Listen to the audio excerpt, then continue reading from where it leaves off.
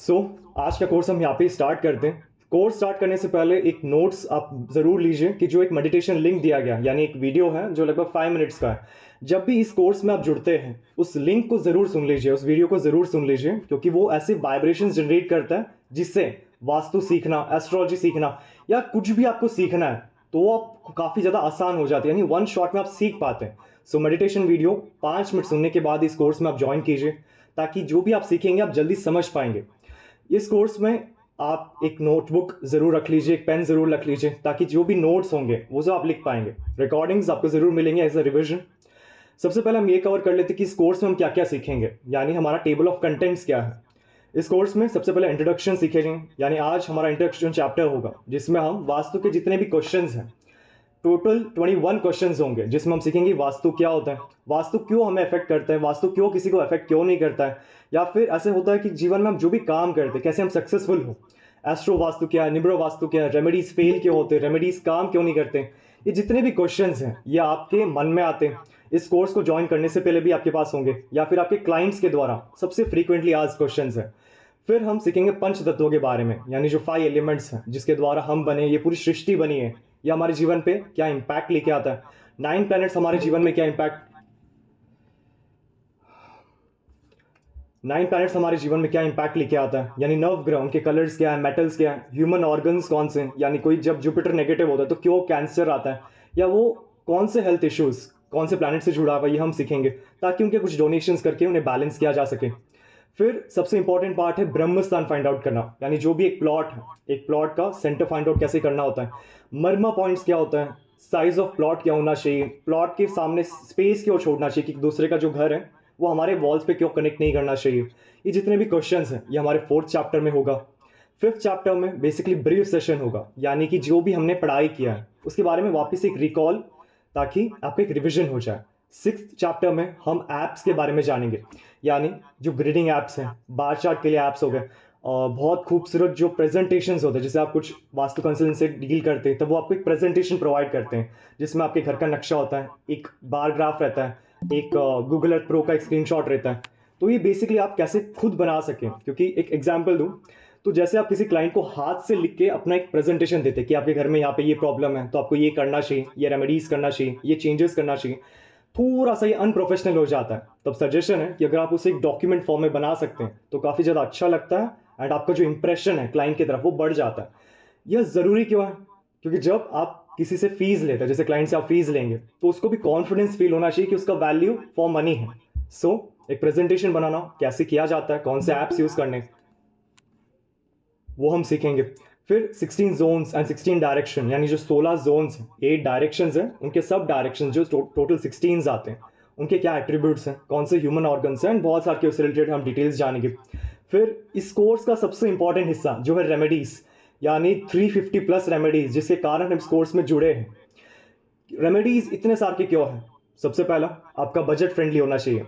ऐसे रेमेडीज जो 1 लाख के भी रेंज में आ सकते हैं, 50,000 के रेंज में भी आ सकते हैं और 10,000 के रेंज में भी आ सकते हैं। ऐसे रेमेडीज जो क्लाइंट के बजट फ्रेंडली हो, क्लास में थोड़ा जल्दी जुड़ जाए, बजट फ्रेंडली हो। सेकेंड होता है उनकी रिलीजन, जैसे कोई दूसरे रिलीजन का होता है तो हो सकता है वो यंत्रास यूज ना करें, क्रिस्टल्स यूज ना करें। तो इतने सारे के रेमेडीज के ऑप्शन हैं, आप उनके रिलेटेड, यानी उनको क्या चाहिए उनसे आप सजेस्ट कर सकते हैं, तो क्या होता है क्लाइंट भी खुश हो जाता है। फिर होता है जैसे हम इंडिया में हैं, कुछ लोग अमेरिका में या यूरोप में हैं। अब इंडिया में यंत्रास को बहुत ज़्यादा मानते हैं, बट यही आप यूरोप या उनसे रिलेटेड क्लाइंट से डील करेंगे तब वो क्रिस्टल्स को बहुत ज़्यादा मानते हैं, एंड जो टर्किश है जैसे ईवी लाइट, उनको बहुत ज़्यादा मानते हैं। सो हर रेमेडी का नॉलेज आपके पास होना ज़रूरी है ताकि आप क्लाइंट्स को ईजिली टैकल कर सकें। फिर 45 देवतास, aura scanners and pendulums, geopathic stress क्या होते हैं, ये सब हमारे एडवांस पार्ट से स्टार्ट होता है, यानी जैसे रेमेडीज कंप्लीट होगा हमारा एडवांस पार्ट स्टार्ट होगा जिसमें हम ऑरा स्कैनर्स, पेंडुलम, यानी जिन चीज़ों को हम देख नहीं सकते वो कैसे हमारे जीवन में इंपैक्ट लेके आ रहा है वो हम ऑरा स्कैनर्स के चैप्टर में सीखेंगे।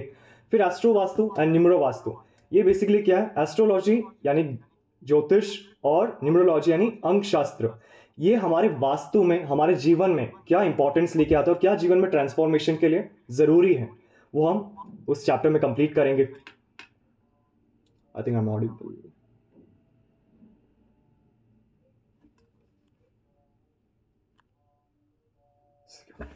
सो ये हमारे सारे कंटेंट्स हो गए, यानी इस कोर्स में हम क्या क्या सीखने वाले हैं। ये पहले ही जानना ज़रूरी क्यों है, क्योंकि कितने ही सारे स्टूडेंट्स पक्का है कि कोर्स में आने से पहले उन्होंने पीडीएफ नहीं पढ़ा होगा जिसमें सारे कंटेंट्स लिखे हुए हैं। इस कोर्स में जुड़ने से पहले आपको एक प्रिपरेशन बुक दिया गया, जितना भी ज्ञान है वो सब उसमें लिखा गया है, यानी हर दिशा का क्या इम्पैक्ट आता है हमारे जीवन में, 5 एलिमेंट्स क्या है, उनके कलर्स क्या है। सो उसे भी आप एक बार पढ़ लीजिए ताकि आपका बेसिक्स जो है वो थोड़ा कवर हो जाए। अब हमारा जो असली कोर्स स्टार्ट होने वाला है। फर्स्ट हम सीखेंगे इंट्रोडक्शन। इंट्रोडक्शन बेसिकली क्या है, एक ऐसा चैप्टर है जिसमें सारे क्वेश्चंस हैं। क्वेश्चंस वो हमारे मन के होते हैं, हमारे क्लाइंट्स के होते हैं, जिनसे भी हम बात करते हैं कि वास्तु क्या होता है, कैसे काम करता है। सो ये सब हम अब स्टार्ट करने वाले। सबसे पहले जानते हैं कि वास्तुशास्त्र क्या है, यानी व्हाट इज वास्तु।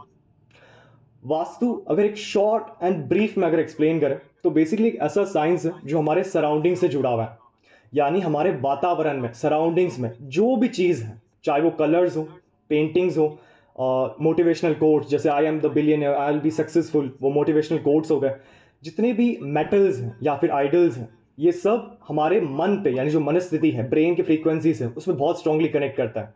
यही रीज़न है कि हमारे जो पुराने लोग थे, यानी जो हमारे एंसिस्टर्स थे, वो कहते थे कि घर को साफ सुथरा रखिए, नीट एंड क्लीन रखिए, जहाँ पे भी जाले हैं, क्रैक्स हैं, कुछ भी टूटा फूटा है उनको आप हटा दीजिए, क्योंकि जिस चीज़ को बार बार आप देखते हैं वो आपके ब्रेन पे एक प्रिंट क्रिएट होता है। यही कारण है कि जब भी आप कोई काम करते हैं उसमें आप फेल हो जाते हैं, या फिर काम करते समय वो सक्सेसफुल हो जाते हैं, वो क्यों होते हैं? क्योंकि आपका सराउंडिंग आपको सपोर्ट कर रहा है। बेसिकली वास्तु क्या है, the balancement of positive energies and negative energies, यानी कि हमारे वातावरण में जो भी पॉजिटिव यानी अच्छी चीज़ें, जो नेगेटिव चीज़ें, जो बुरे चीज़ें, जो हमारे जीवन पे इम्पैक्ट लेके आता है, कैसे हम डिग्रीज एंड डायरेक्शंस के अनुसार इस तरीके से रखें कि उनका कोई हम पे इफेक्ट ना आए। ये वास्तुशास्त्र है। वास्तु हर जगह का अलग होता है। इसका मतलब अब घर का वास्तु में बेसिकली क्या है, हमें घर में क्या चाहिए, सुख, शांति, अच्छा फील होना चाहिए, कंफर्ट फील होना चाहिए, ये घर के एट्रीब्यूट्स हैं। आपके रिलेशनशिप भी घर के एट्रीब्यूट्स हैं। ऑफिस में क्या होता है कि हम, हैंड डाउन कर लीजिए, I am audible, thumbs up कर लीजिए, आई एम आई ऑडिबल? जी आ रही है। परफेक्ट। सो जो भी डाउट्स हैं वो हम क्लास के लास्ट में लेंगे, सब जन हैंड डाउन कर लीजिए। सो घर का तो हो गया, सुख शांति। ऑफिस का क्या होता है कि हम राजा हो। अब जैसे मैं एक वास्तु कंसल्टेंट हूं बाय प्रोफेशन, तो मैं अपने ऑफिस को या फिर अपने वर्किंग स्पेस को इस तरीके से डिजाइन करूंगा कि जो भी क्लाइंट है वो उदास होकर ना जाए, हमेशा खुश रहे, सेटिस्फाइड रहे, और जो भी मैं उनको रेमेडीज दूं उनको करेक्टली, परफेक्टली उनको जीवन में कनेक्ट हो ताकि उनको अच्छे रिजल्ट्स मिले। सो ये हो गया ऑफिस का। डॉक्टर का कैबिन कैसे डिजाइन किया जाता है कि जो भी क्लाइंट्स उसके पास आते हैं, जो भी पेशेंट्स आते हैं, उनको अच्छे रेमेडीज मिले, अच्छे सोल्यूशंस मिले, कंसल्टेशन अच्छे से हो। तो ये हो गया ऑफिस का वास्तु। फैक्ट्री का क्या होता है कि जो भी मैन्युफैक्चरिंग है कभी गलत ना हो, वेस्ट कम से कम हो, क्योंकि ऑफिस जो भी फैक्ट्रीज हैं उनका सबसे बड़ा चीज क्या होता है, प्रोडक्शन में प्रॉब्लम नहीं होता, जो वेस्ट होता है वो काफी ज्यादा प्रॉब्लम क्रिएट करता है। तो हम वास्तु के द्वारा इस तरीके से मशीन्स को प्लेस करते हैं या कलर्स को यूज करते हैं, जिसके द्वारा वहां का जो एनर्जीज है उसको फुल पोटेंशियल में यूज कर सके, यानी उस वहां की जो ऊर्जा है परफेक्टली यूज कर सके। अब एक चीज जानना जरूरी है, इस कोर्स से जुड़ने से पहले काफी लोगों ने सोशल मीडिया में, यूट्यूब में ऐसे देखा होगा कि वास्तु करो और बनो करोड़पति, न्यूमरोलॉजी से बनो अरबपति, ज्योतिष से बनो खरबपति, मतलब जितना लिमिट है काफी ज्यादा है। अब थोड़ा सा प्रैक्टिकली हम समझते हैं, क्या ये पॉसिबल है? वास्तु से अगर अमीर बनना या फिर करोड़पति बनना इतना आसान होता तो इस दुनिया में गरीब या जो वो वर्ड है कभी बनता ही नहीं। Vastushastra, astrology, numerology, water theories, colour theories और टैरो कार्ड्स, ये जितने भी ऑकल्ट साइंसेस हैं, सो कहाँ पे थे, या ऑकल्ट साइंस। सो अगर वास्तु करने से अमीर बनना इतना आसान होता तो इस दुनिया में कोई गरीब नहीं रहता। वास्तु, एस्ट्रोलॉजी, न्यूमरोलॉजी, जितनी भी साइंसेस है, ये किसके लिए डिजाइन किया हुआ है? ताकि जब आप कोई काम करें, वर्ड को आप समझिए, काम करें यानी जो आपका कर्म है, जब आप काम करें तब उस काम में आपको सक्सेस मिले, वो काम फ्लो अच्छे से हो, आपको उस पर अवसर मिले। अब जो व्यक्ति काम नहीं करता है, मेहनत नहीं करता है, उनके लिए वास्तु में घर सुधार लो, ज्योतिष में आप रिंग्स बना दो, न्यूमरोलॉजी में नेम बदल दो, कुछ भी कर लो, कोई काम का नहीं है। सो पहला रूल क्या है कि आपका कर्म, यानी जो व्यक्ति हार्ड वर्क करता है, कर्म करता है, उसके लिए वास्तु सब कुछ डिजाइन किया गया। यही रीजन है कि वास्तु बेसिकली दो टाइप्स के हैं। पहला वास्तु होता है, ये मैं एंशिएंट टाइप्स की बात कर रहा हूं, पहले वास्तु था जो राजाओं के लिए था, मंदिरों के लिए था। नॉर्मल जो लोग थे उनके लिए कभी वास्तु डिजाइन नहीं किया गया था। रीजन क्या था कि जो राजा थे उन पे एक रेस्पॉन्सिबिलिटी है। अब जब मैं राजा की बात कर रहा हूं तो हम एवरेज, जो एवरेज राजा उनकी बात कर रहा हूं, ऐसे नहीं बोल रहा हूं कि एक राजा जिसने कुछ किया नहीं है हम उसको छोड़ देते हैं। बट जब राजाओं की एवरेज की बात करें तब उनके पास रिस्पॉन्सिबिलिटीज होता है, कितने सारे काम करने पड़ते, तब उस टाइम उनके लिए वास्तु डिजाइन किया गया ना, ताकि वो जो भी काम करें उनमें वो सक्सेसफुल हो। आज के टाइम में राजा कौन है? जो व्यक्ति मेहनत करता है, या फिर जो बिजनेसमैन है उनसे रिलेटेड आप कह सकते हैं कि वो सेल्फ डिपेंडेंट पर्सन है, यानी उनके ऊपर कोई अथॉरिटी नहीं है। उनके लिए वास्तु करना या ज्योतिष करना जरूरी क्यों होता है कि जब भी वो कोई काम करते हैं तब उनको अच्छे रिजल्ट्स मिलता है। सो वास्तु ज्योतिष जो भी साइंसेस हैं ये काम कब करते हैं? जब वो व्यक्ति हार्डवर्क करे, क्योंकि जब आप मेहनत करते हैं तब एक रास्ता खुलता है, एक अपॉर्चुनिटीज ओपन होते हैं, तब वास्तु रियलिटी में आपके लिए काम करता है। सो जब भी आप किसी का वास्तु करते हैं, मैं ये पॉइंट क्यों आपको बोल रहा हूँ, फ्यूचर में हो सकता है कुछ ऐसे क्लाइंट्स आपको मिले जिनका वास्तु करेंगे, ज्योतिष करेंगे, तब आपको रिजल्ट्स नहीं मिलेंगे। तब एक बार जितना भी आपका नॉलेज है ये वास्तु का या ज्योतिष का, एक बार उसे साइड रखिए और उस व्यक्ति से पूछिए कि आपने क्या किया। ये मैं कॉमनली जॉब, जो भी जॉब करते हैं उनके लिए क्यों कहता हूं, क्योंकि जॉब एक सिंगल अर्निंग सोर्स है। ये जॉब में जो पैसे का सोर्स है या तो आपको प्रमोशन से मिलेगा या ट्रांसफर से मिलेगा। अब आपका प्रमोशन ट्रांसफर दोनों का अपॉर्चुनिटी नहीं है तो पैसा ग्रो करना मुश्किल है, बेसिकली लॉजिकल भी नहीं है अगर कोई व्यक्ति जॉब करता है। बिजनेसमैन के लिए अनलिमिटेड पोटेंशियल है, क्योंकि उसका क्लाइंट है, मनी इनकम सोर्स।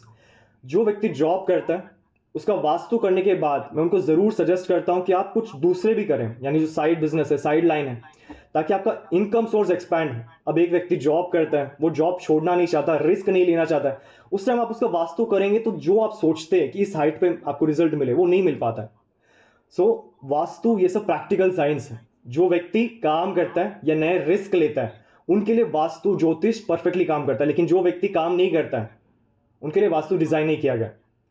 जैसे कि पहले के समय में जो राजा थे उनके एस्ट्रो वास्तु से किया जाता था। एस्ट्रो वास्तु बेसिकली क्या है ये हम लास्ट में सीखेंगे, बट थोड़ा सा ग्लिम्स दे देता हूं कि उनके कुंडली के अनुसार उनका चेयर, जो किंगडम का चेयर है वो कहाँ पे होना चाहिए, उनका बेडरूम कहाँ पे होना चाहिए, उनका जो क्राउन है उस पर कौन से जेमस्टोन्स होने चाहिए, क्या उसका साइज होना चाहिए, ये पूरा उनका डिजाइन किया जाता था। जो प्रजा थे उस टाइम, क्या प्रजा क्या होते हैं, वो देखते कि राजा कुछ कर रहा है जिससे वो कुछ पावरफुल बन रहा है, अमीर बन रहा है, तो इस बेसिकली हम एक प्रजा में भी क्यूरियोसिटी आ जाता है कि हमें भी कुछ करना है। तब प्रजा के लिए अलग से वास्तु डिजाइन किया जाता है, जिसमें क्या है, सिंपल सा, साउथ वेस्ट में मास्टर बेडरूम बनाए, साउथ ईस्ट में किचन बनाई, नॉर्थ ईस्ट के आसपास सजेशन था कि मंदिर या फिर मेन डोर बनाए, नॉर्थ वेस्ट में आप सेकेंड बेडरूम या स्टोरेज बना सकते हैं। बट जब हम 16 जोन्स की बात करते हैं यानी एक्यूरेसी की बात करते हैं, तब एग्जैक्ट साउथ ईस्ट में 135 के बाद जो 157 डिग्रीज है वहां पे बनाना चाहिए, क्योंकि जो प्रजा का वास्तु या फिर जो हम बेसिकली जनहित पे जारी का वास्तु बात करते हैं उसमें इतने अच्छे रिजल्ट्स नहीं मिलते हैं। लेकिन जब हम डिग्रीज डायरेक्शंस इनको कंफर्म करते तब पता चलता है। प्रजा के लिए क्या था कि साउथ वेस्ट में मास्टर बेडरूम बनाना है, बट एक्चुअल में जो साउथ है या वेस्ट है वो सबसे बेस्ट माना जाता है मास्टर बेडरूम के लिए। सो इस यही कारण है कि जो वास्तु हम नॉर्मली सुनते हैं वो अलग है, जो हम रील्स में सोशल मीडिया में सुनते हैं वो अलग है। लेकिन जब आप कोर्स करते हैं या फिर कोई आर्टिकल्स पढ़ते हैं, बुक्स पढ़ते हैं, तब आपको पता चलता है कि एग्जैक्ट साउथ वेस्ट नहीं, साउथ वेस्ट के बाजू में जो डायरेक्शन है वो ज्यादा पावरफुल है। इसी कारण जो प्रजा का था वो अलग वास्तु है, वो उनके लिए था। राजा के लिए कस्टमाइज यानी एकदम परफेक्ट, उसके लिए कौन सा बेस्ट है वो किया जाता है। सो हम इस कोर्स में राजा रिलेटेड या फिर जो सबसे बेस्ट है आपके आपके एनर्जीज के लिए उसके बारे में सीखेंगे। सो काफ़ी बड़ा हो गया, अब इसको शॉर्ट एंड ग्लिम्स में एक्सप्लेन करें तो वास्तु बेसिकली है हमारे सराउंडिंग को हमारे अनुसार, हमारे विशेष के लिए, हमारे कर्म यानी जो हम वर्क करते हैं उसके अनुसार डिजाइन करें ताकि हमें सबसे अच्छे रिजल्ट्स मिले। वास्तु में डिग्रीज एंड डायरेक्शन, डिग्रीज और डायरेक्शन सबसे जरूरी है। डिग्री डायरेक्शन में कंफ्यूजन है, वास्तु मत कीजिए। जिस घर का नक्शा नहीं है उसका वास्तु मत कीजिए, क्योंकि आपको डिग्रीज एंड डायरेक्शन में बहुत प्रॉब्लम्स आते हैं। अब सेकेंड क्वेश्चन होता है कि vastu why does it not affect immediately, यानी जैसे ही हम घर में शिफ्ट होते हैं तो वास्तु क्यों अफेक्ट नहीं करता। ये क्लाइंट्स का सबसे ज्यादा कॉमन क्वेश्चन होता है कि वास्तु कंसल्टेंट जी, हमने इस घर में 5 साल बिता लिया, यानी 5 years हमने इस घर में टाइम स्पेंड किया है, तब तक हमारा काफी अच्छा चल रहा था, लेकिन सारे प्रॉब्लम्स अब शुरू हुए हैं। वो क्यों हो रहा है? पहला आंसर आपका दशा और अंतरदशा। दशा अंतरदशा बेसिकली क्या है, जो एस्ट्रोलॉजर्स नहीं है उनके लिए इजी है कि दशा अंतरदशा बेसिकली क्या होता है। जैसे हमारे 9 प्लैनेट्स होते हैं, एक्चुअल में तो 8 है, but astrologically 9 planets, her planet active होता है। एक्टिव का मतलब क्या होता है, जब वो एनर्जीज एक्टिव होते हैं, जब वो शुरू होता है उसका टाइम, तब उस प्लैनेट रिलेटेड जो भी दिशा है, उस दिशा में अगर कोई भी नकारात्मक ऊर्जा है तो आपको जीवन में प्रॉब्लम लाएगा। उस दिशा में अच्छा एनर्जीज है या फिर अच्छा बैलेंसमेंट है तो आपको अच्छे रिजल्ट्स देगा। अब एग्जाम्पल से जाने तो सपोज मेरी वीनस की महादशा शुरू हुई है। वीनस, वीनस यानी शुक्र ग्रह। शुक्र वास्तु के अनुसार है साउथ ईस्ट डायरेक्शन, यानी घर का अग्नि कोण।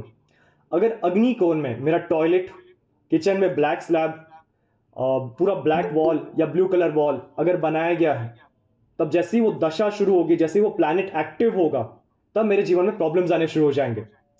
यही अगर मेरा साउथ ईस्ट में कोई नेगेटिव सब्सटेंस नहीं है, अब जैसे मेरे को वास्तु आता है तो मैंने कोई सारे नेगेटिव एनर्जीज को हटा दिए जो भी मेरे साउथ ईस्ट को प्रॉब्लम क्रिएट करेगा। उसके जगह मैंने वहां पे अच्छे क्रिस्टल्स डाल दिए, ऑयल्स डाल दिए, कपूर डाल दिया। इससे क्या होगा, जो मेरी महादशा का समय है वो मेरे लिए बहुत अच्छा, मतलब अच्छे रिजल्ट्स देगा।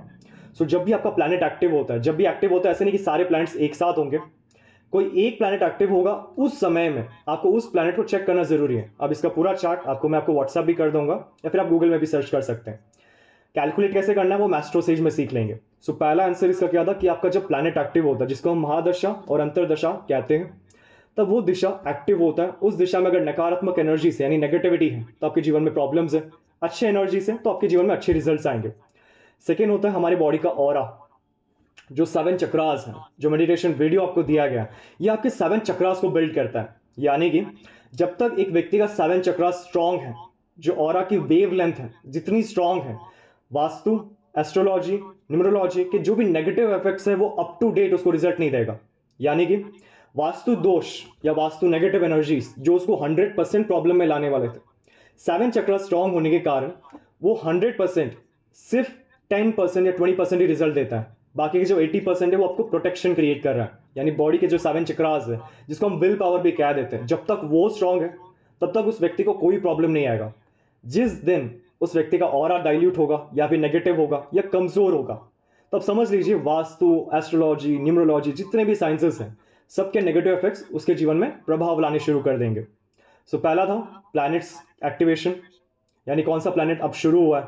दूसरा है बॉडी का 7 चक्रा।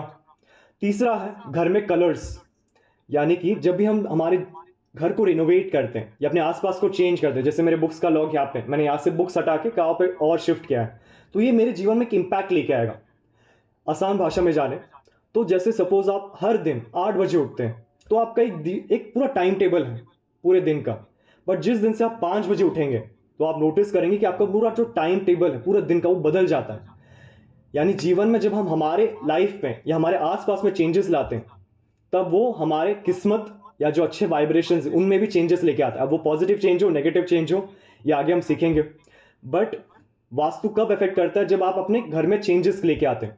एस्ट्रो वास्तु में क्या होता है, जैसे सपोज मैंने आपको बताया कि एक प्लैनेट एक्टिव होता है, मेरा वीनस का प्लैनेट एक्टिव हुआ है। अब वीनस अगर मुझे बुरे नंबर्स दे रहा है या बुरे घर शो कर रहा है, तो मैं अपने घर में भी ऐसे चेंजेस करवाऊंगा कि वो मेरे को प्रभाव कनेक्ट करवाएगा। यानी कि जैसे अगर वीनस, जैसे आपका किचन हो गया, वो मंगल है, बट किचन जैसे आपका बेडरूम है वीनस, अगर जैसे मेरा वीनस का दशा स्टार्ट हुआ एंड वहां पे अगर कुछ नेगेटिविटी है तो मैं बेडरूम में कुछ ना कुछ नेगेटिव करना शुरू कर दूंगा, जिससे मेरे जीवन में इंपॉर्टेंस या फिर एक प्रभाव आना शुरू हो जाएगा। सो कब हमें अफेक्ट करता है, जब प्लैनेट एक्टिव होता है, आपके जो 7 चक्रास हैं वो कमजोर होते हैं, और घर में जब चेंजेस लेके आते हैं, लाइफ के टाइम टेबल में चेंजेस लाते हैं, तब वास्तु या दूसरे साइंसेस आपके जीवन में इफेक्ट लेके आते हैं। थर्ड क्वेश्चन है कि सबसे बेस्ट फेसिंग कौन सा है। यानी जब भी आप नया मकान बनाते हैं तो साउथ फेसिंग ले, नॉर्थ फेसिंग ले, ईस्ट फेसिंग ले, साउथ वेस्ट फेसिंग ले, कौन सा फेसिंग सबसे बढ़िया है। वास्तु में सबसे बेस्ट जो होते हैं वो सारे दिशा है। मार्केट में आप सुनेंगे कि साउथ फेसिंग अच्छा नहीं होता है, वेस्ट फेसिंग अच्छा नहीं होता है, बट ये सब गलत है। जिन फैक्ट्रीज का साउथ फेसिंग एंट्रेंस है, साउथ फेसिंग है फैक्ट्रीज का या शॉप्स का, वो सबसे ज्यादा फ्लरिश करते हैं कंपेयर करें नॉर्थ या ईस्ट से। सो जो फेसिंग ऑफ द प्लॉट है, यानी किस तरफ आपको घर बनाना चाहिए, वो हम कुंडली के द्वारा चेक करते हैं, वो हम आगे सीखेंगे। बट सारे फेसिंग्स अच्छे होते हैं। एक चीज बढ़िया क्या है कि मार्केट में एक मिथ है कि साउथ फेसिंग सबसे बुरा होता है, तो जो भी साउथ फेसिंग बिल्डिंग्स होते हैं ना, काफी कम रेट में मिल जाते हैं, तो ये आपके लिए बेनिफिट भी है। साउथ फेसिंग नेगेटिव क्यों होता है वो हम आगे सीखेंगे। बट वास्तु में सारे डायरेक्शन फेसिंग बहुत अच्छा है। तो अगर कोई आपको कहता है कि हमारा साउथ फेसिंग प्लॉट है बहुत बुरा है या फिर नेगेटिव इफेक्ट है, तो वो गलत है। हर फेसिंग के प्लॉट बहुत अच्छे रिजल्ट्स देते हैं, बस उसके अंदर जो आप डिजाइन बनाते हैं कि कहाँ पे क्या होना चाहिए वो परफेक्ट होना चाहिए, तब भी आपको अच्छे रिजल्ट्स मिलेंगे। So every facing is very auspicious. Astro vastu और न्यूमरो वास्तु क्या होता है? बेसिकली क्या होता है, हर साइंस में इतना पोटेंशियल है कि वो अकेले ही आपको अच्छे रिजल्ट्स दे दे, बट जब आप वास्तु के साथ ज्योतिष जोड़ते हैं, न्यूमरोलॉजी और वास्तु एक साथ जोड़ते हैं, तब क्या होता है, जो रिजल्ट है बहुत अच्छा मिलता है।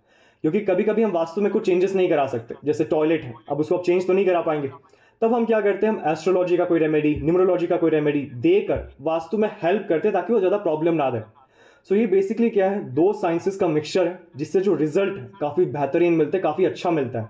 सो एस्ट्रो वास्तु, न्यूमरो वास्तु अपने आप में काफ़ी अच्छे रिजल्ट देता है। सिर्फ वास्तु करो उससे भी रिजल्ट मिल जाएगा, बट थोड़े अच्छे प्लस पॉइंट ऐड करने के लिए या फिर और अच्छे रिजल्ट्स देने के लिए अगर आप दो साइंसेस को मिक्स करते हैं, मार्केट में तो काफ़ी साइंसेस हैं, जब दो को मिक्स करते हैं तो आपकी जो एक्यूरेसी रेट है, यानी जो सक्सेस रेट है, यानी जो आप रेमेडीज देते हो वो क्लाइंट को लग जाए, वो काफ़ी ज़्यादा बढ़ जाता है। यही कारण है कि आज के टाइम में मार्केट में दो साइंसेस या तीन चार साइंसेस को मिक्स करके रेमेडीज को बनाया जाता है ताकि क्लाइंट्स को अच्छे रिजल्ट्स मिले।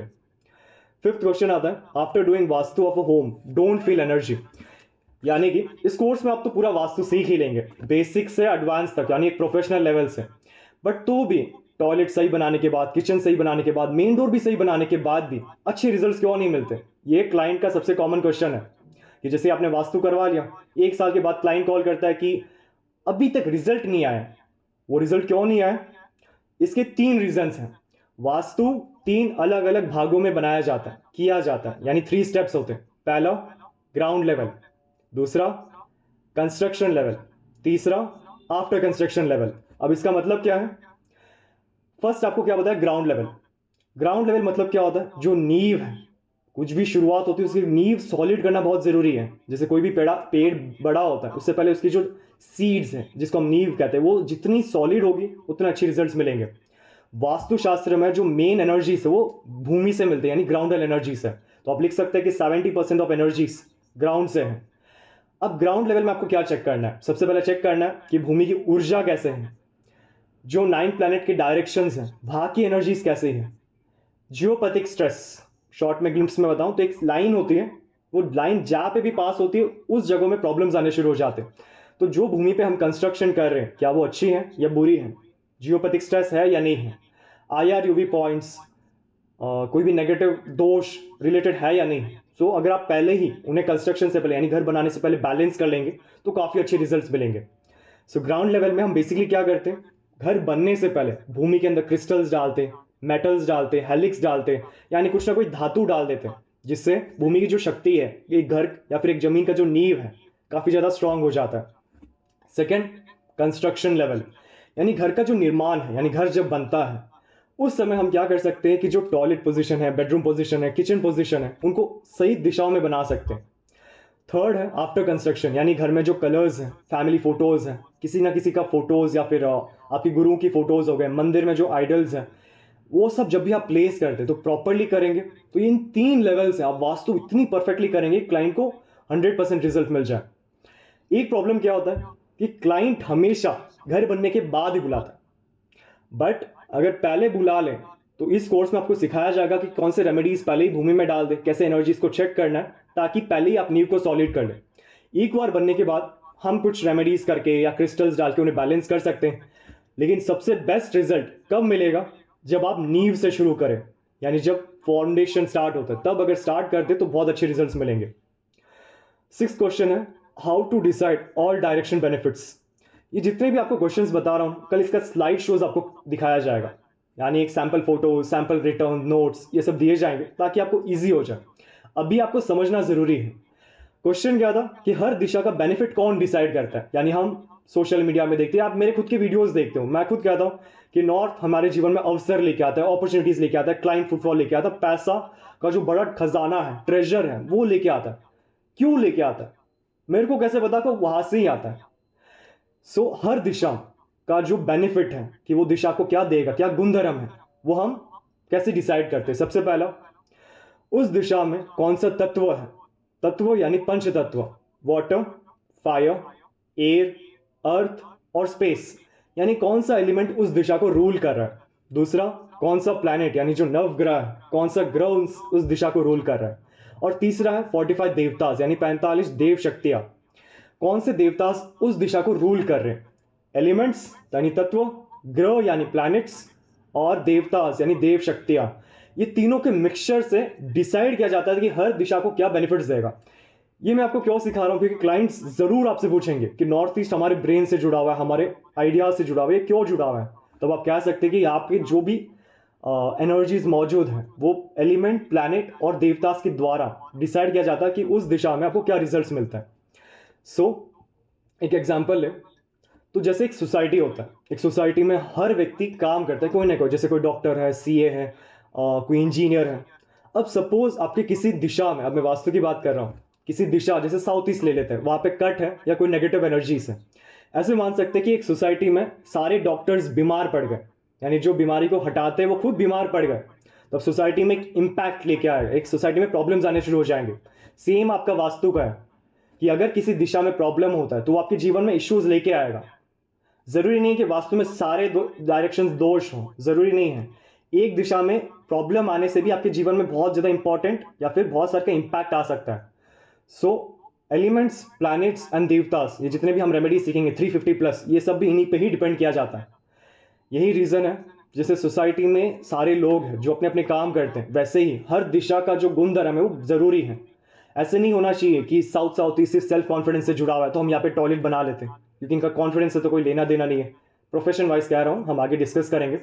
तो ऐसे आप नहीं कर सकते, बहुत लोग करते हैं, मैंने मार्केट में चेक भी किया है। आपको हर दिशा को इंपॉर्टेंस देना जरूरी है, यानी कोई भी दिशा हो, कोई भी एनर्जीज हो, हर एक एनर्जी का अपना इंपैक्ट आता है, हर एक का एक प्रभाव है। उन सबको रेस्पेक्ट करना चाहिए और उन सब में अच्छे से बैलेंस करना चाहिए। जस्ट बिकॉज अगर वो कोई इंपॉर्टेंट दिशा नहीं, आप उन्हें नजरअंदाज नहीं कर सकते। सो हर दिशा का इंपॉर्टेंस उसका एलिमेंट, प्लैनेट और देवतास के द्वारा डिसाइड किया जाता है। सबसे कॉमन क्वेश्चन क्या होता है कि मेरा जो बाजू वाला व्यक्ति है, जैसे हम जॉब करते हैं, 7th क्वेश्चन है, जैसे हम जॉब करते हैं, हमारा जो कलीग है वो काफी कम मेहनत करता है लेकिन अच्छे रिजल्ट्स पाता है, उसको अच्छे प्रमोशंस मिल रहा है, और मुझे जॉब में मेरा जो बॉस है वो देखता ही नहीं है, रिकॉग्नाइज नहीं कर रहा। तब ऐसा क्यों होता है? इसके 3 आंसर्स हैं। सबसे पहला, एक व्यक्ति का जो ऑरा है बहुत इंपॉर्टेंट रोल प्ले करता है, यानी जब आपका 7 चक्र एक्टिव होता है। अब 7 चक्र का वैल्यू वास्तु में कैसे है? वास्तु में हर प्लैनेट किसी ना किसी 7 चक्र से एक चक्र में जुड़ा हुआ है। 45 देवतास, हर देवता किसी ना किसी चक्र से जुड़ा हुआ है। न्यूमरोलॉजी में जो वाइब्रेशन, न्यूमरोलॉजी बेसिकली प्लैनेट से जुड़ा हुआ है, प्लैनेट भी आपके 7 चक्र से ही जुड़ा हुआ है। जब वास्तु, एस्ट्रोलॉजी, न्यूमरोलॉजी ये तीनों कब काम करते हैं? ये आपके चक्रास के द्वारा आपके जीवन में क्रिया लाते हैं, यानी काम करते हैं। तो अगर पहले ही हम 7 चक्रास को स्ट्रॉन्ग कर लेते हैं, बैलेंस कर लेते हैं, तो वास्तु के जो नेगेटिव इफेक्ट्स है, एस्ट्रोलॉजी के नेगेटिव इफेक्ट्स है, वो इतना स्ट्रांगली हमें इंपैक्ट नहीं करता है। यही रीजन है कि मैं स्टार्टिंग से कह रहा हूं कि मेडिटेशन करना जरूरी है। जो वीडियो आपको दिया उसको सुनना जरूरी है, ताकि आपका बॉडी के 7 ऊर्जा एक्टिव हो। 7 चक्रास अगर एक बार एक्टिव हो जाए, आपके जीवन में पैसा, धन, आकर्षण, जिन लोगों से आप प्यार करते हो सब आकर्षित हो जाते हैं। ये है आपके ऑरा की ताकत। सेकंड, आपके सपोर्टिव नंबर्स एंड अल्फाबेट्स, यानी हर व्यक्ति का एक नाम होता है, उसके नंबर, मोबाइल नंबर्स होते हैं, घर का एक नंबर होता है, व्हीकल नंबर होता है, उसके आसपास के कलर्स होते हैं। ये सब आपके जीवन में इंपॉर्टेंट रोल प्ले करता है, क्योंकि हर चीज में एक वाइब्रेशन है। जैसे न्यूमरोलॉजी में आपका नाम है, आपके नाम का भी एक वाइब्रेशन है, उसका नंबर निकोडिंग करते हैं हम, उसका भी एक वाइब्रेशन है। तो जब आपको एक व्यक्ति बार बार आपके नाम से बुलाता है तो वो आपके वाइब्रेशंस को अल्टर कर रहा है। इसका मतलब अगर आपका नेम या वास्तु में कोई दिशा नेगेटिव है, तब वो 7 चक्रा के जो लेयर्स हैं, लेयर्स होते हैं, फ्रीक्वेंसी लेंथ होती है, वो धीरे धीरे कमजोर हो जाती है। अगर एक बार वो पूरी कमजोर हो जाए तो जीवन में आपके हार्ड वर्क, स्ट्रगल्स, मेहनत, फेलियर्स काफी बढ़ जाते हैं। तो यही रीजन है कि मेडिटेशन करना, अपने सराउंडिंग को प्योर करना, प्योर मतलब अपने अनुसार डिजाइन करो ताकि अच्छे रिजल्ट्स मिले, यह करना बहुत जरूरी है। इन एडिशन मैं आपको एक रिकमेंडेशन और देना चाहता हूं कि आप न्यूमरोलॉजी में नेमोलॉजी या थोड़ा सा नंबर्स के फ्रेंडलीज एंड एनिमी नंबर्स जरूर सीख लें। इससे क्या होता है कि जब कोई व्यक्ति आपका नंबर बुलाता है, आपका नाम से आपको बुलाता है, तब वो एक वाइब्रेशन जनरेट करता है, एक एनर्जी लेंथ जनरेट करता है। तो आपका अगर ऑरा नेगेटिव है तो आपको वो प्रॉब्लम लाएगा, ऑरा स्ट्रांग है तो उससे आप प्रोटेक्टेड होंगे, और वो फ्रीक्वेंसी अगर अच्छी हुई तो आपके जीवन में अच्छी लेंथ बनना शुरू हो जाएगा। तीसरा और सबसे जरूरी, कर्म। कर्म बेसिकली लोग इतना इंपॉर्टेंस नहीं देते, लेकिन ये बहुत ज्यादा स्ट्रांग है। कर्म, जैसे एक सपोज एग्जांपल देता हूं, अगर यहाँ पे कोई भी वास्तु कंसल्टेंसी या ऑकल्ट साइंस है, पहले मैं आपसे माफी मांग लेता हूं, बहुत सारे वास्तु कंसल्टेंट्स, सबकी बात नहीं कर रहा, मार्केट में ऐसे कहते हैं कि हमने जितने भी केसेस किए एक में भी फेल नहीं हुए, इतना हाई कॉन्फिडेंस। अब ये सच है या झूठ, उस पर हम डिसाइड या फिर उस पर हम चर्चा नहीं करना चाहते, बट एक थोड़ा सा सिंपल सा लॉजिक है। ये अगर एक व्यक्ति कोई गलत काम करता है, चोरी करता है, धोखा देता है, पैसा लेके रख लेता है या फिर देता नहीं है, तब क्या आपको लगता है कि वास्तु, एस्ट्रोलॉजी, इनके द्वारा हम उसके जीवन को सही कर पाएंगे? जवाब है ना। रीजन, क्योंकि उस टाइम जो शनि देवता है वो खुद उसकी जज यानी उसको कंट्रोल कर रहे हैं, उनके सामने हम कुछ नहीं कर सकते। एक चीज आपको जरूर समझना है कि जब आप कुछ भी करते हैं या ऑकल्ट साइंस का एनर्जीज को आप यूज करते हैं, तो पहले एक व्यक्ति का कर्म बैलेंस होना जरूरी है। एस्ट्रोलॉजी में डोनेशन ही एक रेमेडी क्यों है?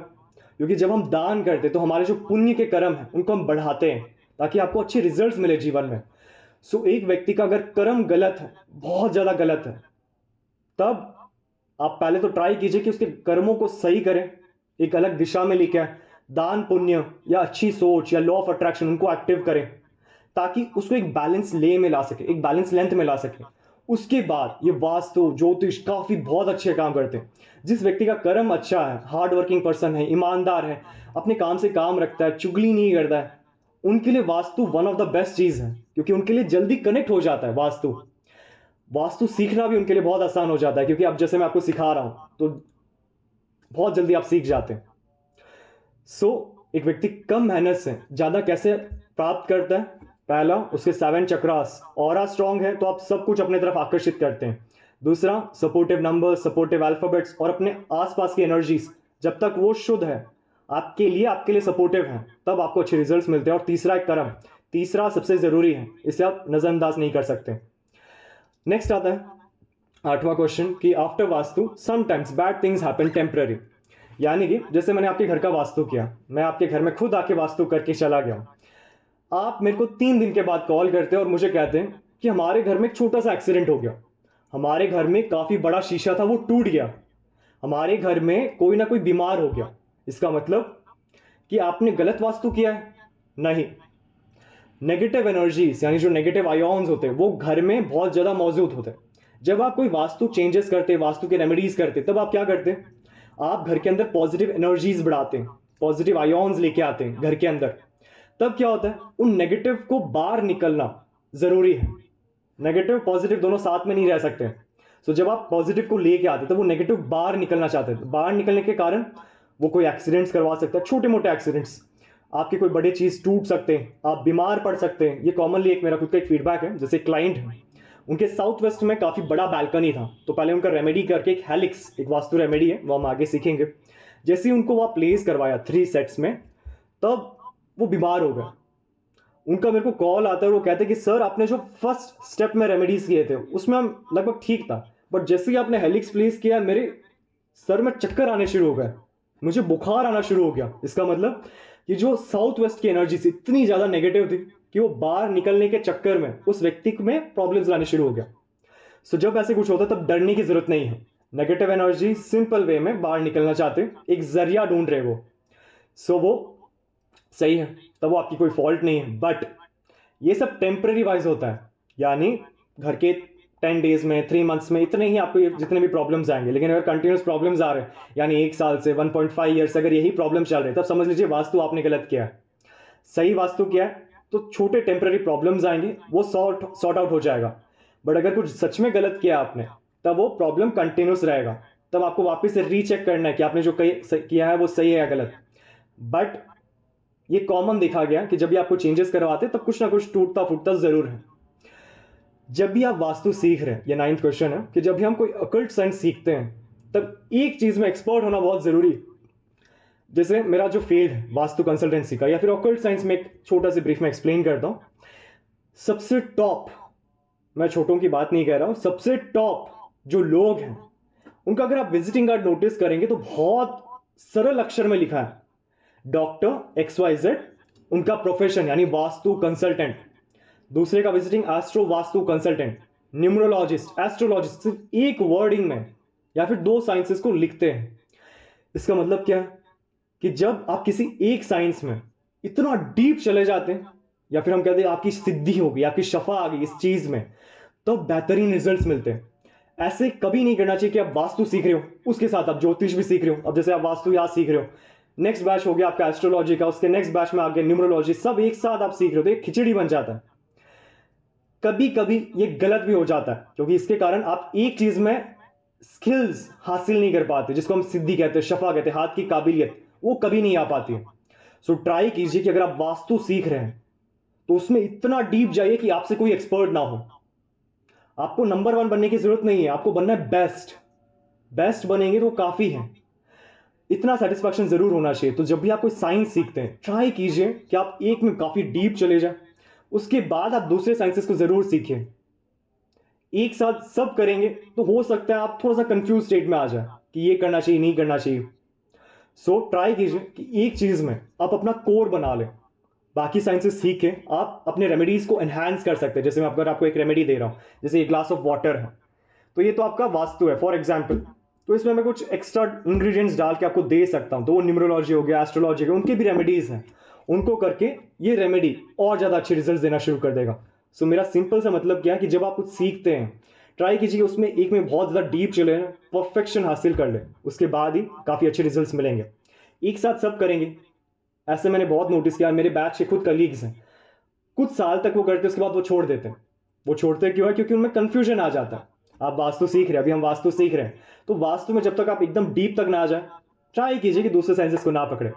एक बार आपको कॉन्फिडेंस आ जाता है कि हाँ मैंने वास्तु काफी अच्छा सीख लिया है, उसके बाद आप दूसरे साइंसेस को पकड़ सकते हैं। तो इससे क्या होगा, आप टॉप बन पाएंगे, एक अच्छे वास्तु कंसल्टेंट, एक प्रसिद्ध कंसल्टेंट बन पाएंगे, और जो भी आप सोल्यूशंस देंगे क्लाइंट्स को, काफी अच्छे से वो कनेक्ट हो पाएगा। 10th क्वेश्चन आता है लॉ ऑफ अट्रैक्शन। अब ये सुनते ही कितने लोगों के मन में लड्डू फूटने शुरू हो जाते हैं। इसका मतलब क्या है? लॉ ऑफ अट्रैक्शन बेसिक मतलब क्या है? इच्छा पूर्ति। अब इससे बड़ा और व्यक्ति को क्या चाहिए? मेरी जो भी इच्छा है वो पूरी हो जाए। लॉ ऑफ अट्रैक्शन बेसिक्स आपको समझना जरूरी है कि लॉ ऑफ अट्रैक्शन आपके भाव यानी इमोशन से कनेक्ट होता है। आप जो लिखते हैं उससे कनेक्ट नहीं होता है, आपका जो भाव है। जैसे कि एग्जाम्पल देता हूं कि मेरे को सबसे बड़ा वास्तु कंसल्टेंट बनना है, एक एग्जाम्पल है, तो मेरा जो उसके ऊपर भाव है, एक इमोशन है, वो डिसाइड करेगा कि सच में मैं वास्तु कंसल्टेंट बन पाऊंगा या नहीं बन पाऊंगा। एक छोटे से समय में बहुत लोगों को ऐसा होता है कि वो 5 साल 10 साल तक पढ़ाई करते, उसके बाद उनको कुछ समझ में आता है। बट अगर आप लॉ ऑफ अट्रैक्शन को एक्टिव करते तो एक छोटे से समय में आप बहुत कुछ सीख सकते हैं। तो ये जो भाव है मेरा सीखने का, वास्तु कंसल्टेंट बड़ा बनने का, ये भाव डिसाइड करेगा कि ये जो मेरी इच्छा है ये पूरी होगी या नहीं होगी। सो जब भी आप कुछ लिखते हैं, पहला होना चाहिए भाव, इंटेंशन। दूसरा, लॉ ऑफ अट्रैक्शन को थोड़ा सा हम समझ लेते हैं पहले होता क्या है। एक एग्जाम्पल देता हूं, जैसे एक व्यक्ति है, उसने एक पेपर पे अपनी एक विश लिख दिया कि मेरे को 1 करोड़ रुपए कमाना है। उसने उसे विश को फोल्ड किया और घर की किसी दिशा में रख दिया। अब हम वास्तु सीख रहे हैं तो दिशा भी वेस्ट डायरेक्शन यानी पश्चिम दिशा, जो आपके इच्छा पूर्ति से जुड़ा हुआ है। सो उस व्यक्ति ने उस पेपर को रख दिया। अब वो पेपर क्या करेगा, वो इंटेंशन क्या करेगा, वो भाव क्या करेगा? वो उसके लिए सिर्फ और सिर्फ अवसर क्रिएट करेगा। अवसर यानी opportunities. Law of attraction equals opportunities. Law of attraction का मतलब ये नहीं है कि आपने पेपर लिख के रख दिया, अब कोई व्यक्ति कल आएगा सुबह आपके घर को नॉक करेगा, एक सूटकेस देगा कि ये लो आपके 1 करोड़ रुपए। ऐसे कभी नहीं होने वाला है। सिंपल सा लॉ ऑफ अट्रैक्शन मतलब क्या? क्योंकि मार्केट में इतना आपको ज्यादा ओवरडोज कर देते हैं। सिंपल सा लॉ ऑफ अट्रैक्शन मतलब क्या है कि आपका जो भाव है, आपके जो भाव है और आपके जो कर्म है वो अलाइन हो। हर व्यक्ति में काबिलियत है, हर व्यक्ति काबिल है, बहुत ज्यादा टैलेंटेड और स्किल्स भरे हुए हैं।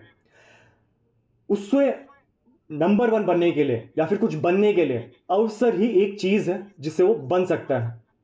ऐसे लोगों को बहुत देखे होंगे जिनके पास बहुत ज्यादा टैलेंट है, बोलने की कला है, सिखाने की कला है, ज्ञान की कला है, लेकिन अवसर ना मिलने के कारण वो जीवन में कुछ कर नहीं पाया। सो लॉ ऑफ अट्रैक्शन आपको वो अवसर दिलाता है। भाव, बार बार मैं इमोशंस की बात कर रहा हूं। एग्जाम्पल दो, जैसे ऋषि मुनि थे पहले के टाइम में, वो जब श्राप देते थे तो क्या करते थे? सबसे पहले वो पानी, जो वाटर है, उनको प्लेज करते। पानी क्यों? क्योंकि सबसे प्योर है, पानी कभी बुरा नहीं होता है। सो सबसे प्योर पानी को ऐसे लोटे से लेते, फिर वो फेंकते, और एक भाव होता है। कोई भी ऋषि मुनि जब श्राप देता है या आशीर्वाद देता है तो उस टाइम आप पैराग्राफ में पढ़िए या फिर सीरियल्स में आप देखिए, उनका जो इमोशन है, चाहे वो खुशी का हो, गुस्से का हो, या एक्साइटमेंट का वो काफी ज्यादा पीक होता है। एक ऋषि मुनि शाप क्यों देते हैं? जब उसको बहुत ज्यादा गुस्सा आ रहा है तो जब तक वो इमोशन कनेक्ट ना हो तब तक वो इंटेंशन कभी फुलफिल नहीं होगा। सो लॉ ऑफ अट्रैक्शन को जब आप एक्टिव करते तो सबसे पहले आपका भाव होना जरूरी है, उसके साथ कर्म अलाइन करना जरूरी है। अब जैसे मैं वास्तु कंसल्टेंट से वापस में आता हूं, तो मैंने एक सिंपल सा पेपर में लिख दिया कि मुझे नंबर 1 वास्तु कंसल्टेंट बनना है इन इंडिया।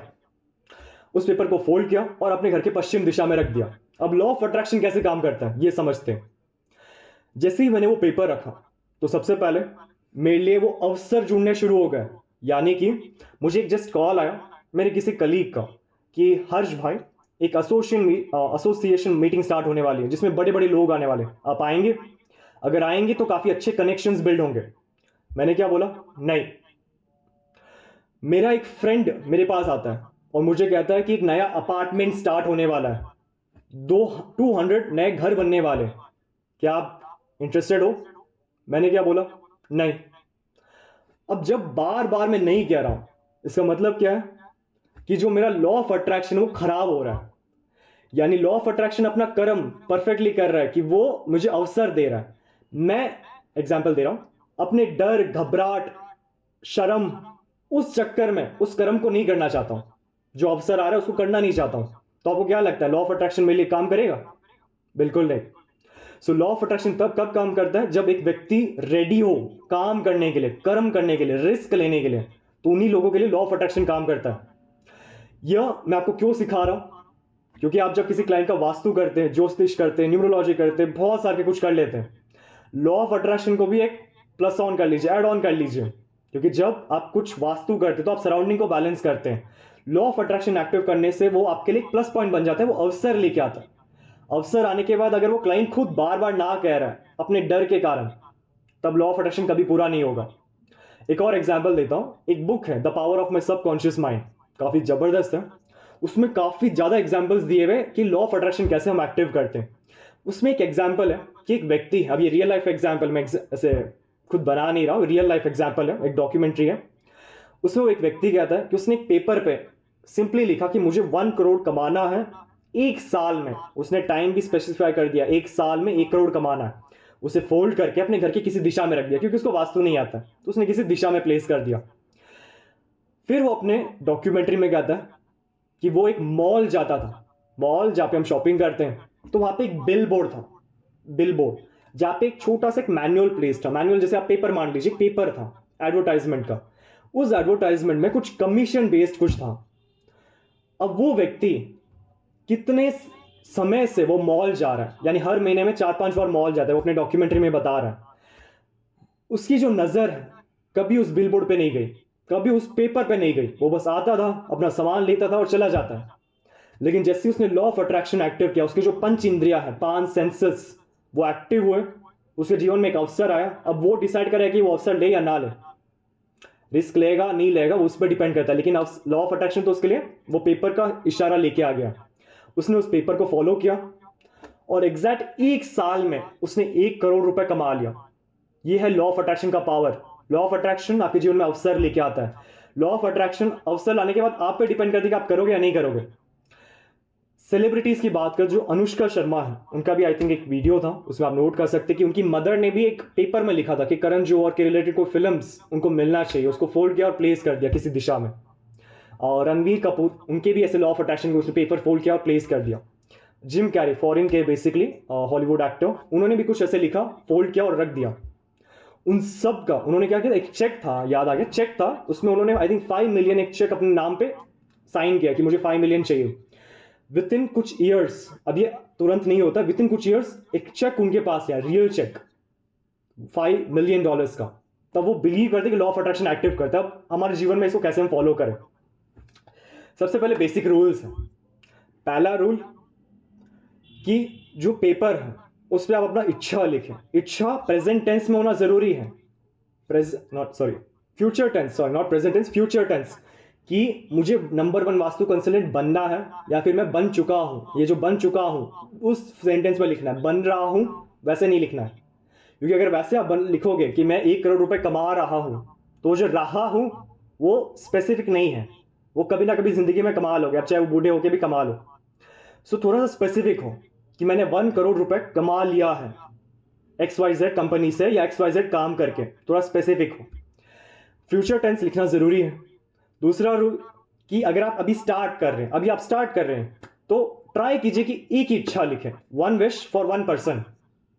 वास्तु कर रहे हो, ज्योतिष कर रहे हो, मेडिटेशन कर रहे हो, तब 3 विशेष तब आप लिख सकते हो। अगर आपकी इंट्यूशन बहुत हाई है तब 5 विशेष तब आप लिख सकते हो, बट शुरुआत के लिए हम स्टेप बाय स्टेप करेंगे। सो एक विश जरूर लिखें। दूसरा रूल, तीसरा रूल है सॉरी, शॉर्ट में और जो चीज प्रैक्टिकल है वो लिखना जरूरी है। एग्जाम्पल, मैं एक पेपर में लिख रहा हूं कि मैं लैम्बोर्गिनी कार खरीदने वाला हूं या खरीद चुका हूं, तो ये प्रैक्टिकल है। एट द प्रेजेंट मेरी जो मेहनत है वो उस लेवल तक नहीं है, अभी मैं पूरा एग्जाम्पल दे रहा हूं, मेरी जो मेहनत है उस लेवल तक नहीं है। सो जो चीज प्रैक्टिकल है, जो चीज हो सकता है, उसके लिए आप पहले लिखें। डायरेक्ट बड़े ख्वाब से पहले छोटे ख्वाबों का लिख लीजिए। इससे क्या होता है, आपका सेल्फ कॉन्फिडेंस भी बिल्ड होता है। जैसे मैं एक शॉर्ट फॉर्म में लिखता हूं कि मैंने इतने लैक्स का सेल्स कर लिया है, इतने लाख रुपए का सेल्स कर लिया है, तो जैसे ही मेरा उस स्टेप कवर होगा, मेरे अंदर एक कॉन्फिडेंस बिल्ड होगा कि हाँ मैं कर सकता हूं। फिर लैक्स के ऊपर मैं करोड़, करोड़ के ऊपर और करोड़, क्योंकि जो इच्छा है कभी पूरी नहीं हो पाई, मतलब खत्म होने की नाम नहीं है। सो जो चीज प्रैक्टिकल है उसे आप लिखिए, शॉर्ट में लिखिए, स्टेप बाय स्टेप लिखिए। वन शॉट में हम 10th फ्लोर पे नहीं जा सकते, फर्स्ट फ्लोर जाना जरूरी है, तो उसके अनुसार आप लेवल्स पे जाइए, तब जाके आप लॉ ऑफ अट्रैक्शन एक्टिव कर पाएंगे। चौथा पॉइंट, भाव, यानी आपका इमोशन। अब जैसे सपोज मैं लिख रहा हूं कि मुझे नंबर 1 वास्तु कंसल्टेंट बनना है, क्या मेरा भाव यानी इमोशन कनेक्ट कर पा रहा है उस चीज से? अगर हाँ, तब लॉ ऑफ अट्रैक्शन मेरे कनेक्ट होगा। वरना कुछ लोग ऐसे होते हैं जो सिर्फ लिख के रख देते हैं लेकिन उस पर बिलीव नहीं करते कि सच में मैं बन जाऊंगा। वो बिलीव नहीं करते, अगर वो बिलीव नहीं करते तो फाड़ दीजिए पेपर को, कोई यूज का नहीं है।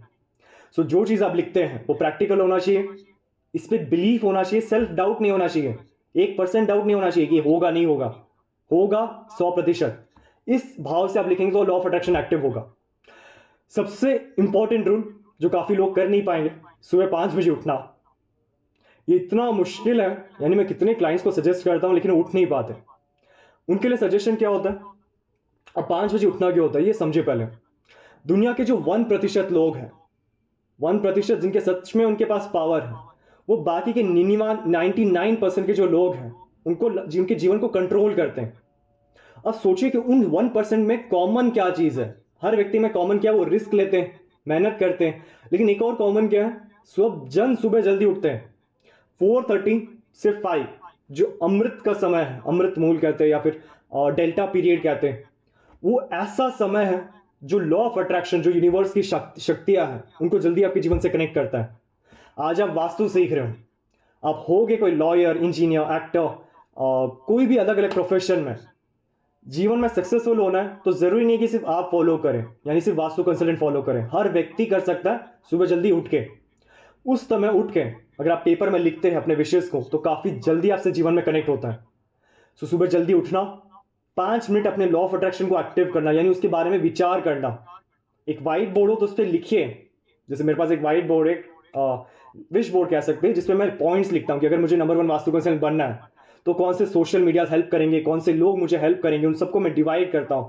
सो इससे क्या होता है, मेरा जो गोल है काफी क्लियर हो जाता है। सो लॉ ऑफ अट्रैक्शन के लिए 5 रूल्स है। शॉर्ट होना चाहिए, एक पॉइंट लिखो, प्रैक्टिकल होना चाहिए, डाउट नहीं होना चाहिए, सुबह जल्दी उठना चाहिए, और जो भाव है ये सबसे जरूरी है। अगर भाव गलत है तो लॉ ऑफ अट्रैक्शन कभी कनेक्ट नहीं करेगा, और ये इमोशन से जुड़ा हुआ है, ये जानना जरूरी है। 11th क्वेश्चन आता है, एक बड़ा सा अपार्टमेंट है, उसमें सबसे टॉप फ्लोर में कभी नहीं लेना चाहिए, सबसे ग्राउंड फ्लोर में नहीं लेना चाहिए। इसका रीजन क्या है, क्योंकि वहां की जो एनर्जी वाइब्रेशन से काफी नेगेटिव होती है। इसका रीजन, टॉप फ्लोर में क्या होता है, बहुत सारे सोलर पैनल्स होते हैं, बहुत सारे सोलर पैनल्स। उसके कारण वहां की जो ऊर्जा है, ऊर्जा जिसको हम देख नहीं सकते लेकिन हम महसूस कर सकते हैं, वो वाइब्रेशन काफी स्ट्रांग होती है। ग्राउंड फ्लोर है, बेसमेंट कह सकते हैं, वहां पे कार के जो मूवमेंट है, यानी गाड़ी आने जाने, उनका बहुत ज्यादा मूवमेंट होता है। यही रीजन है कि आपको टॉप फ्लोर, सबसे टॉप फ्लोर एंड सबसे बॉटम फ्लोर अवॉइड करना चाहिए। अब ये कंडीशन किस पे अप्लाई करता है, जिसका 20 बिल्डिंग फ्लोर है, 20 मंजिला, 20 स्टोरी बिल्डिंग्स है, उनके लिए रूल कनेक्ट करता है।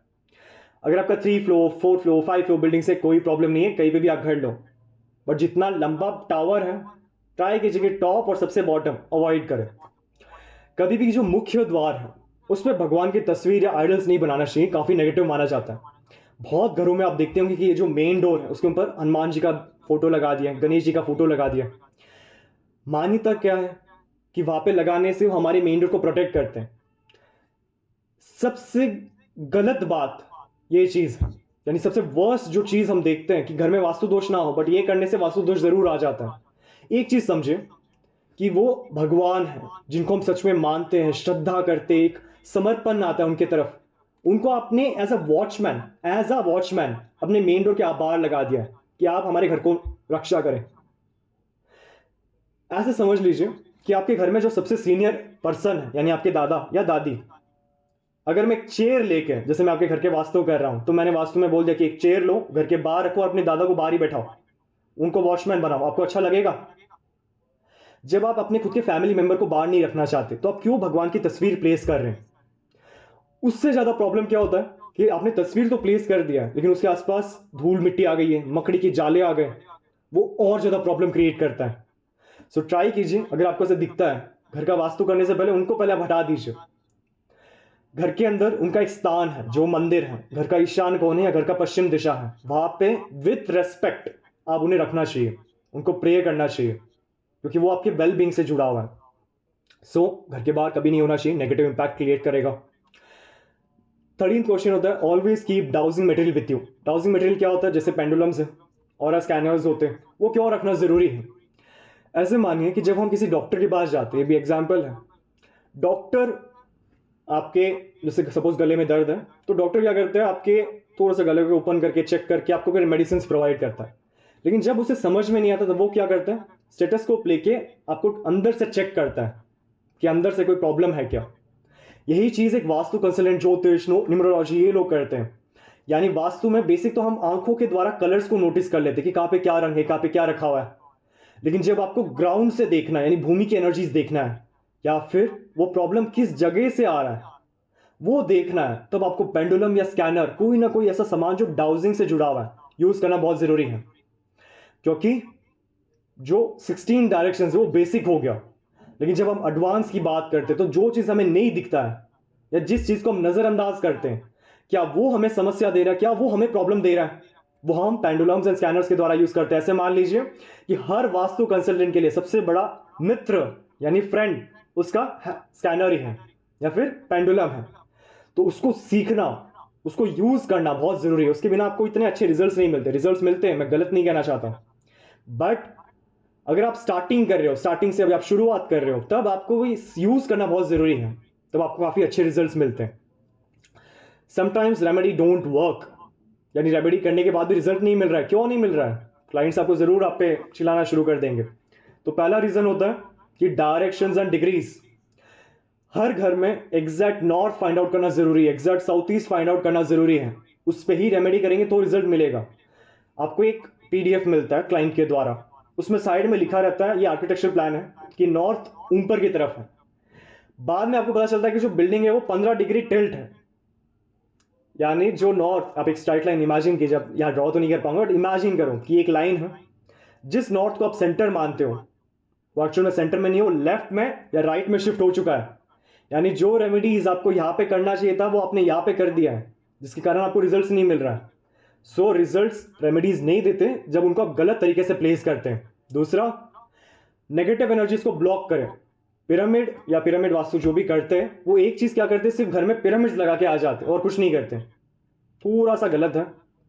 आपको क्या करना है, सबसे पहले रूट कॉज देखना है कि कहां से ये प्रॉब्लम्स आ रहा है, वो जड़ कहां से शुरू हो रही है, उनको आप चेक करें, उनको आप ट्रीट करें। अब एग्जांपल देता हूं, जैसे एक युद्ध शुरू हुआ, एक युद्ध फाइट स्टार्ट हो रहा है, एक तरफ से एक सेना आ रही है, दूसरी तरफ से दूसरी सेना आ रही है। ऐसे मान ले positive energies, negative energies.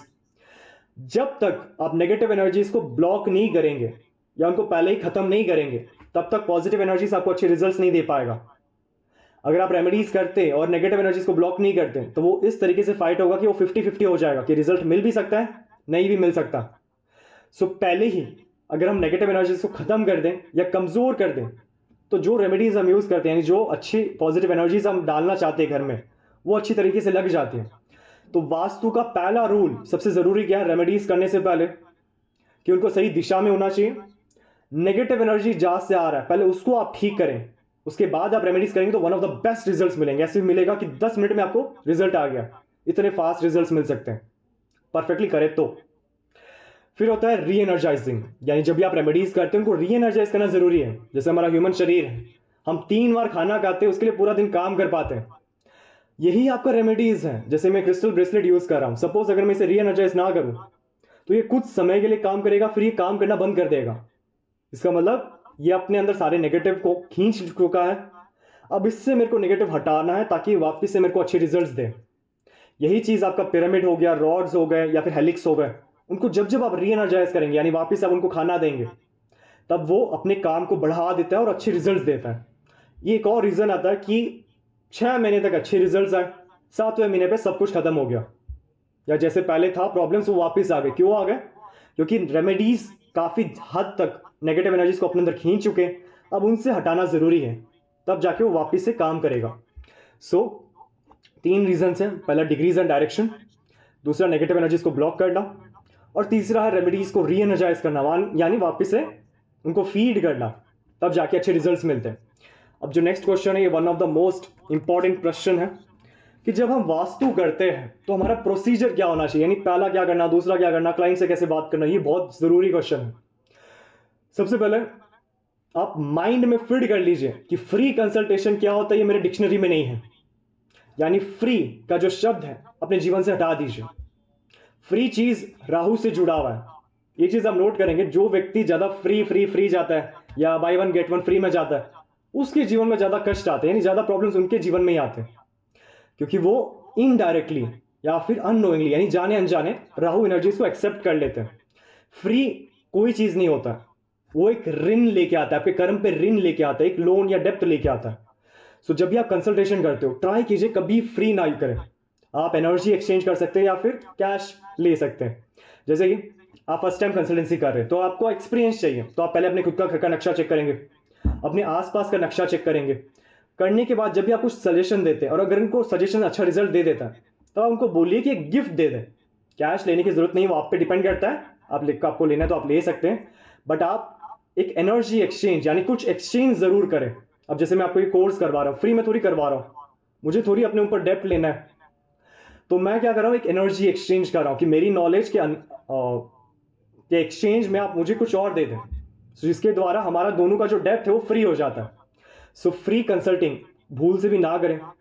Common problems क्या आती है कि बार बार आप जब फ्री करेंगे तो आपका जो ऑरा है वो काफी कमजोर हो जाता है, जिसके कारण रिजल्ट्स या जो रेमेडीज आप देते हैं वो लग नहीं पाता है। आप या तो एनर्जी एक्सचेंज करें, गिफ्ट एक्सचेंज करें, कैश ले सकते हैं या फिर कोई हेल्प ले सकते हैं, हेल्प कर सकते हैं, तो इससे क्या होगा, आप बैलेंस हो जाएंगे, हम दोनों बैलेंस हो जाते हैं उससे। सेकेंड क्वेश्चन, प्रॉब्लम्स, यानी जब आप किसी का नक्शा देखते हैं, अब ये जरूर है कि इस क्लास कंप्लीट होने से पहले हम प्रोफेशनल वास्तु कंसल्टेंट बन जाएंगे, यानी नक्शा देखने के बाद ही पता चल जाएगा कि उस व्यक्ति के क्या प्रॉब्लम्स आ रहे हैं या क्या प्रॉब्लम्स आने वाले हैं, ये देख कर ही पता जरूर चल जाएगा। तो भी अपना मुंह बंद रखिए, मुंह बंद करना बहुत जरूरी है। इसका रीजन, एक व्यक्ति का कर्म कैसा है वो हमें कभी पता नहीं चलता है। एक व्यक्ति बहुत दान पुण्य करता है, नीडी लोगों को हेल्प करता है, एल्डर लोगों की मदद करता है, तो कुछ ना कुछ तो उसको जीवन में हेल्प मिल रहा है ना, मतलब पॉजिटिव एनर्जी तो आ ही रहे हैं।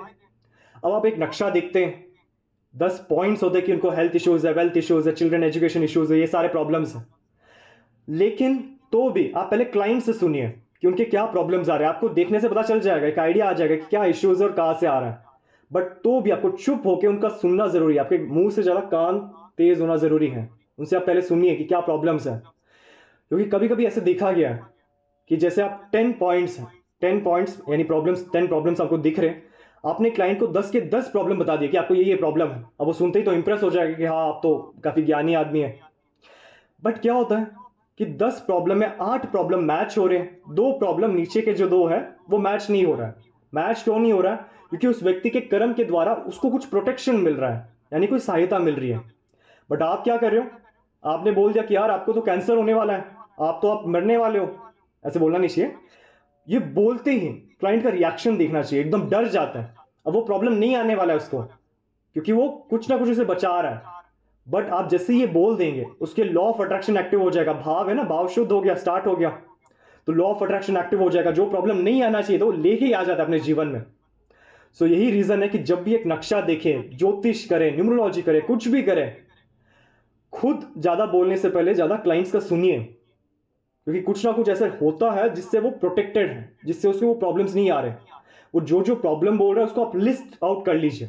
लिस्ट बनाने के बाद आप फिर स्कैनिंग कीजिए कि घर का नक्शा है तो स्कैन कीजिए कि सेल्फ कॉन्फिडेंस का प्रॉब्लम है तो एसएससी से है, पैसा का है तो साउथ ईस्ट साउथ वेस्ट से है। वहां पे देखिए कि क्या मौजूद है। अगर टॉयलेट है तो उसको हम ट्रीटमेंट करेंगे, यानी पहले हमने क्वेश्चंस पूछा, फिर हमने घर में स्कैनिंग किया या ऑब्जर्वेशन आप कह सकते हैं, फिर हमने उसमें ट्रीट किया कि टॉयलेट है तो हमने मेटल स्ट्रिप कोई रेमेडी करके हमने बैलेंस कर लिया। 3 मंथ्स यानी 90 डेज एक बेसिक पीरियड है जिसमें क्लाइंट का फीडबैक आ जाता है, यानी जो आपने किया है वो सही है या गलत, अच्छे रिजल्ट्स दे रहा है या बुरे रिजल्ट्स दे रहा है या कुछ भी नहीं दे रहा है। ये फीडबैक आपको 3 महीने यानी 90 दिन में पता चल जाता है। बेसिक में तो हमें 10 दिन में भी पता चल जाता है। सबसे ज्यादा फास्ट जो फीडबैक था वो 1 आवर में था कि अभी कुछ रेमेडी किया, कुछ यंत्रास या फ्रेम्स प्लेस किए, उसका व्यक्ति का 1 घंटे में कॉल आ गया कि हमें जो काम रुक चुका था वो क्लियर हो गया। बट तो भी हम एवरेज 3 मंथ्स यानी 90 डेज का एक पीरियड नोट करते हैं कि उसके जीवन में क्या चेंजेस आ रहे हैं। अब फीडबैक आने के बाद अब जो प्रॉब्लम सॉल्व हो गए उनको तो आप काट देंगे, जो सॉल्व नहीं हुए उनके वापस आप ऑब्जर्व कीजिए कि क्या प्रॉब्लम है जिसके कारण इनको इश्यूज आ रहे हैं। रेमेडी टेक्स टाइम, ये आपको ब्रेन में फिट करना जरूरी है, अपने क्लाइंट के ब्रेन में भी फिट करना जरूरी है कि जो भी आप रेमेडी करते हो उसमें समय लगता है। वास्तु कोई टोटका या उससे रिलेटेड नहीं है कि अभी किया और अभी हाथों हाथ रिजल्ट मिल गया। ये आपके एग्जांपल दे तो जैसे जिम है, जिम में क्या एक दिन जिम करने से थोड़ी आपका 6 पैक्स आ जाएगा, आप थोड़ी ऋतिक रोशन जैसे दिखने शुरू कर देंगे। आपको टाइम लगता है, हर दिन मेहनत करते हैं, कंसिस्टेंसी रहता है, तब जाके आपको रिजल्ट्स मिलता है। आप डाइट करते हैं, डाइटिंग करते हैं तो उसके लिए भी एक कंसिस्टेंसी जरूरी है, थोड़ा सा पेशेंस, थोड़ा सा टाइम, बार बार ऑब्जर्व करना कि क्या रिजल्ट आ रहा है, क्या मैंने चेंजेस देखे हैं, ये देखना बहुत जरूरी है। तब जाके आपका वास्तु रियल लाइफ में काम करता है। तो जब भी ये क्लाइंट कहता है कि रिजल्ट नहीं आ रहा, रिजल्ट नहीं आ रहा है, पहले तो उसको मन को यानी ब्रेन वॉश कीजिए कि रिजल्ट आ रहा है, क्योंकि वो अपने लॉ ऑफ अट्रैक्शन को नेगेटिव वे में लेके आ रहा है। सो पहले आप उसके डाउट को क्लियर कीजिए कि वास्तु तुरंत काम नहीं करता है, वो स्टेप बाय स्टेप सीढ़ियों की तरह आपके लिए रास्ता बनाता है। सो रेमेडी टेक्स टाइम, कस्टमर का बिलीफ सिस्टम भी उसके साथ कनेक्ट होना चाहिए, तब जाके आपको रिजल्ट मिलता है। 19 क्वेश्चन होता है व्हाट रेमेडी यू डू से टू क्लाइंट, यानी जो भी आप रेमेडी करते हैं, जैसे मैं ये पानी है, अगर आपको ऐसा रेमेडी आपको दे रहा हूं तो ये क्यों दे रहा हूं, इसका रीजन आप जरूर बताइए। पहले के समय में क्या होता था कि कोई कंसल्टेंट आता था, आपके घर में चेंजेस करवाता था और चला जाता था, कुछ नहीं बताता है। बट आपको क्या करना है, आपको कुछ रेमेडी, आपको रीजन देना है कि वो क्यों कर रहे हैं, हम ये फ्रेम लगा रहे तो क्यों लगा रही है, दिशा किससे जुड़ा हुआ है। इससे क्या होता है, जो बिलीफ सिस्टम है वो काफी ज्यादा स्ट्रांग हो जाता है। यानी जब भी आप कोई रेमेडीज करते हैं, कुछ भी लगाते हैं, तो पहला तो आप क्लाइंट जब बार बार उस चीज को देखता है, दिमाग में फिक्स होता है, उसके लॉ ऑफ अट्रैक्शन एक्टिव होता है कि ये रेमेडी मैंने इस प्रॉब्लम को सॉल्व करने के लिए इस दिशा पे लगाया है तो मेरा ये प्रॉब्लम सॉल्व हो जाएगा। तो बार बार उस चीज को वो रिपीट कर रहा है, लॉ ऑफ अट्रैक्शन एक्टिव हो रहा है। जैसे आपको रेमेडी प्लेस करते हैं तो वो हमारे सबकॉन्शियस माइंड को भी स्ट्रांग करता है, पॉजिटिव करता है, उस दिशा के जो वातावरण है उसे भी पॉजिटिव करता है। सो क्लाइंट का ट्रस्ट को बिल्ड करने के लिए जब भी आप रेमेडीज प्लेस करते हैं, फोटोज आइडल्स प्लेस करते हैं, तो उनको आप जरूर बताएं कि आप क्यों कर रहे हैं, ताकि उसका ट्रस्ट कनेक्ट हो, उसका लॉ ऑफ अट्रैक्शन कनेक्ट हो, ताकि उस चीज को आप एक्सेप्ट कर सकें। एग्जाम्पल देता हूं, जैसे आप रोड पे जा रहे हो, मैं भी रोड पे जा रहा हूं, हम दोनों मिल अभी जस्ट मिले, तो मैं एक आईफोन का डब्बा आपको दे रहा हूं एज अ गिफ्ट, ना मैं आपको जानता हूं ना आप मुझे जानते हो, क्या आप उससे आप लेंगे? नहीं लेंगे। लेंगे तो आप ग्रेट हो। सो अब क्यों नहीं लेंगे? क्योंकि आपका ट्रस्ट नहीं है, आपको उस आईफोन पे डाउट होगा कि ये टूटा हुआ है, ये क्यों मुझे दे रहा है, ये क्यों मुझे सस्ता रेट पे दे रहा है, ना मैं इसे जानता हूं, ये ना मुझे ये जानता है, उसके बाद भी ये मुझे दे रहा है, मतलब कुछ ना कुछ तो गड़बड़ी है, क्योंकि उसको रीजन नहीं पता है। लेकिन जब आप कंसल्टेंसी करते हैं तब इस तरीके से बात करें कि उनको एक ट्रस्ट बिल्ड हो, रेमेडीज प्लेस करते तो उनका ट्रस्ट बिल्ड हो उसके साथ, क्योंकि जब आप किसी चीज के साथ जुड़ते हैं तब वो आपके जीवन में प्रभाव लेके आता है, तब जाके वो रिजल्ट लेके आता है। तो ट्राई कीजिए कि आप जो भी करें उसका रीजनिंग जरूर दें, तब जाके उसके सबकॉन्शियस लेवल पे वो कनेक्ट होता है और वो रेमेडीज सच में असर लेके आता है। बहुत टाइम ऐसा होता है कि जैसे मैं किसी को एक जेमस्टोन सजेस्ट करता हूँ, रेमेडीज आपको देता हूं, तो क्लाइंट क्या करता है, पहनने से पहले 10 बार डाउट करता है, पहनने के बाद 100 बार डाउट करता है कि ये काम करेगा नहीं करेगा, करेगा नहीं करेगा। तो बार बार वो एनर्जीज क्रिएट हो रहा है, वो फ्रीक्वेंसीज क्रिएट हो रहा है, ये भी एक रीजन है जिसके कारण रेमेडीज काम नहीं करते। सो पहला, उनका जितना भी डाउट्स हैं उनको खत्म करें। कंसल्टेंसी के समय इस तरीके से आप बात करें, एज अ फ्रेंड की तरह आप कनेक्ट हो जाए, ताकि उनका आप पे भरोसा जुड़ सके। फिर आप आईफोन दो या कोई भी रेमेडी तो वो जरूर लेंगे।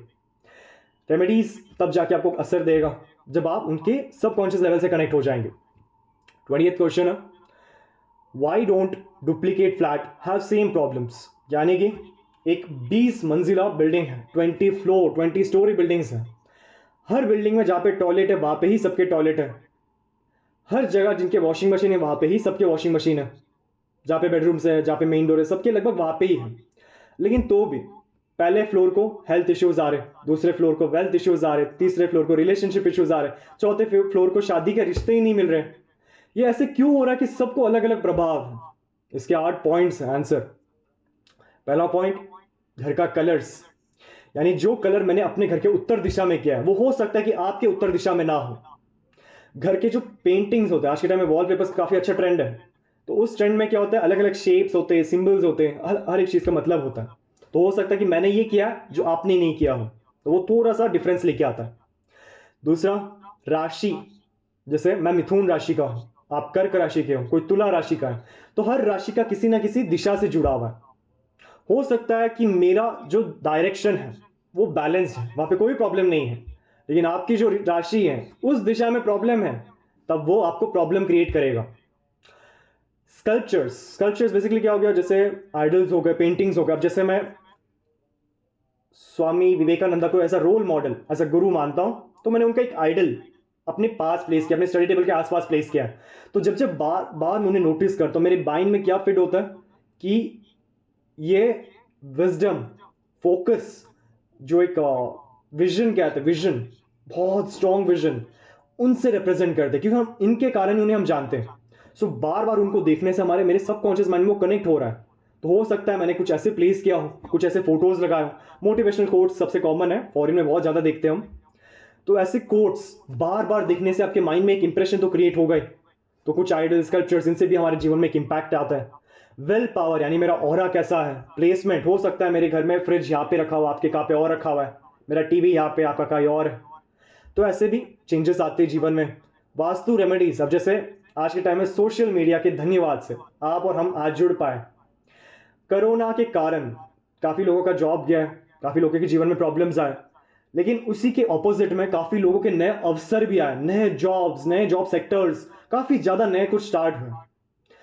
सो सोशल मीडिया के कारण एक अवेयरनेस बढ़ चुका है कि वास्तु क्या होता है, ज्योतिष क्या होता है, हमारे जीवन में क्या प्रभाव लेके आता है। पहले के टाइम में काफी कम लोगों को जानकारी था, बट आज के टाइम में जैसे ही कोई प्रॉब्लम है, पहले तो आप गूगल करते हो कि ये प्रॉब्लम क्या है, आप देखते हो कि मेडिकल, उसके नीचे एक छोटा सा लाइन आता है वास्तु, तब आप उसे क्लिक करते हो। तो सोशल मीडिया के द्वारा एक अवेयरनेस है। तो हो सकता है मैंने अपने घर में वास्तु रेमेडी कर लिया, आपने अपने घर के वास्तु रेमेडी नहीं किया। महादशाज और अंतरदशाज, जो स्टार्टिंग में हमने सीखा है कि मेरा कब कौन सा प्लैनेट एक्टिव होता है, मुझे उस दिशा को पहले सही करना है। आपका कौन सा शुरू होगा, किसी और व्यक्ति का कब कौन सा शुरू होगा, वो सब वेरी करता है। और फिर डेट ऑफ बर्थ, ये न्यूमरोलॉजी पार्ट है, वो हम आगे सीखने वाले हैं कि कैसे हमारे ड्राइवो कंडक्टर नंबर्स, कुआ नंबर्स, लो शुग्रिड कैसे हमारे जीवन में प्रभाव लेके आते हैं, वो हम डेट ऑफ बर्थ चैप्टर में सीखेंगे। अब हमारे इंट्रोडक्शन का लास्ट क्वेश्चन कि वास्तु कैसे शुरू हुआ, वास्तु कब शुरू हुआ, यह हमें जानना जरूरी है। क्योंकि जिस चीज को हम सीख रहे हैं अगर उसके बारे में हमें नॉलेज नहीं है, और सबसे बुरी बात क्या होती है जब क्लाइंट पूछ लेता कि वास्तु कब शुरू हुआ, वास्तु कैसे शुरू हुआ, और उसका जवाब जब आपको नहीं पता है, तो काफी ज्यादा एम्बैरेसिंग होता है। सो वास्तु,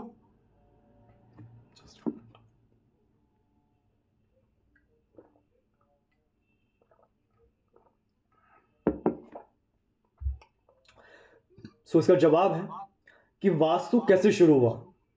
पहले हम ये बेसिकली जानते हैं कि 4 युग होते हैं, सतयुग, त्रेता युग, द्वापर युग और कलयुग, यानी जिसमें अभी हम जी रहे हैं। अब जो भी टाइमलाइन चल रहा है वो कलयुग का समय है। ऐसी मान्यता है, ऐसे लोग मानते हैं कि सतयुग ऐसा एक ऐसा समय था जहां पे पॉजिटिव एनर्जीज, पॉजिटिव लोग, अच्छी बातें हमेशा थे, यानी जो आपको चाहिए उसी समय आपको मिल जाता था। ये सतयुग की टाइम था। त्रेता युग में 70 30% पॉजिटिव एनर्जीज, 30% नेगेटिव एनर्जीज। यानी अगर अच्छाई है तो बुराई भी कहीं ना कहीं है, बट परसेंटेज काफी ज्यादा डिफरेंस था। फिर क्या है द्वापर युग, उसमें क्या था 50-50 रेशियो, कि अगर लोग अच्छे हैं तो लोग बुरे भी हैं, हर व्यक्ति के चेहरे हैं अलग अलग। कलयुग एक ऐसा समय जहां पे अच्छाई दिख जाए तो काफी महान मान लेते हैं, क्योंकि आज के समय में अच्छे लोग से ज्यादा बुरे लोग काफी ज्यादा है। अभी अभी का समय तो क्या है, थोड़ा अच्छे लोग ज्यादा है, बट जैसे जैसे कलयुग का समय बढ़ता जाएगा, टाइमलाइन बढ़ता जाएगा, तब जो बुराई है, ऐसे मान्यता है कि वो काफी ज्यादा बढ़ जाएगी और अच्छाई को अपने अंदर समेट लेगी।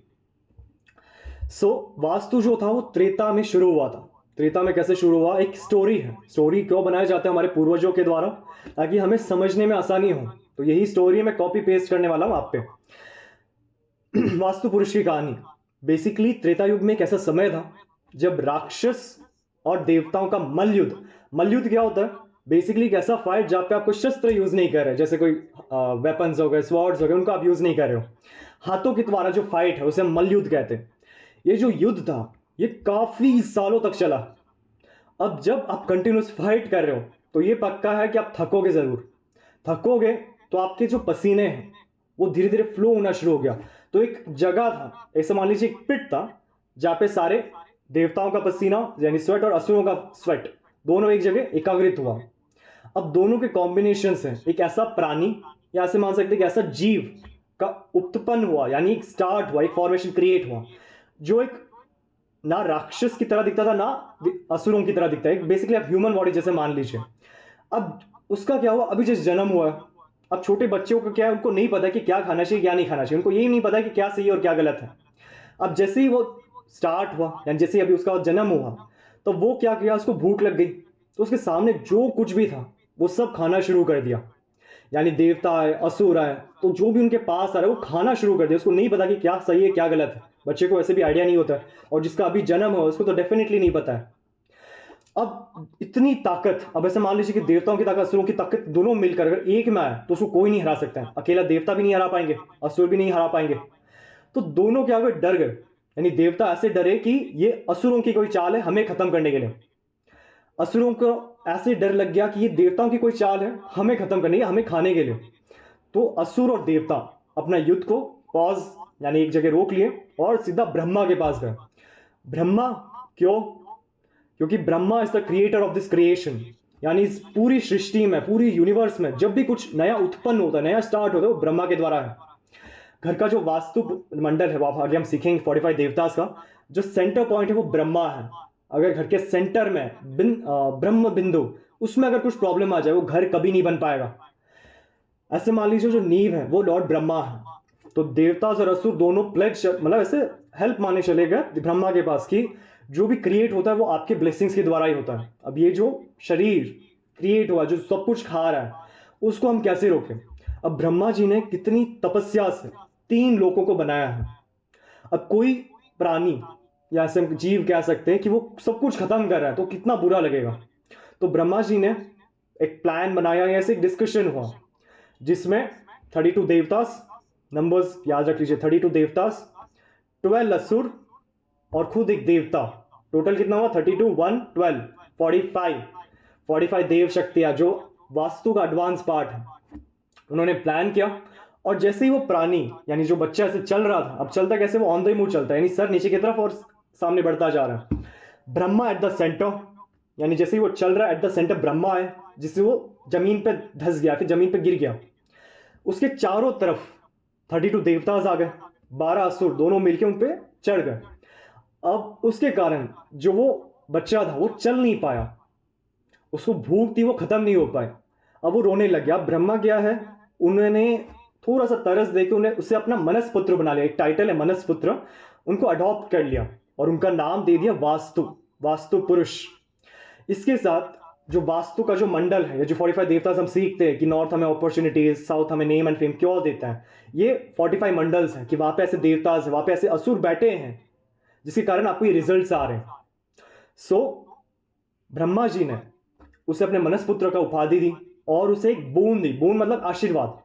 आशीर्वाद क्या की दिया कि जो व्यक्ति तुम्हारा पूजा करेगा उसे जो देवतास है उनका ब्लेसिंग्स मिलेगा।